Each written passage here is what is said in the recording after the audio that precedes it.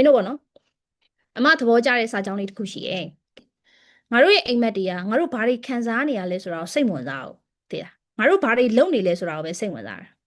ငါတို့ဘာတွေခံစားနေရလဲငါတို့ဘယ်လိုမျိုးတွေဖြစ်ပျက်နေလဲဆိုတာသူတို့စိတ်ဝင်စားအိမ်မက်တွေကစိတ်ဝင်စားတနေ့တနေ့ဘာလုပ်နေလဲပဲစိတ်ဝင်စားအဲ့တော့ငါတို့ကလေ emotion နဲ့အလုံးလုံးနေသမျှဘယ်မှာခရီးမပေါက်ဘူးဆိုတာမှတ်ထား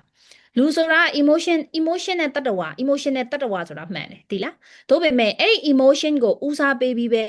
emotion စိတ်ပါရင်လုံးမယ်စိတ်မပါရင်မလုံးစိတ်ပါရင်တော့ဒီလိုလေးစိတ်မပါရင်တော့ဟိုလိုလေးဆိုရင်တော့အဲ့ဒါဘယ်တော့မှခရီးကပေါက်မှာမဟုတ်အဆိုင်ဆရာကြီးပြောတာရှိရလေစိတ်ခံစားချက်နောက်တာလိုက်ကြီးဆိုရင်တဲ့အသက်တောင်ပြန်ပါလာမှာမဟုတ်ဘူးတဲ့အဲ့ဒါမှတ်ထား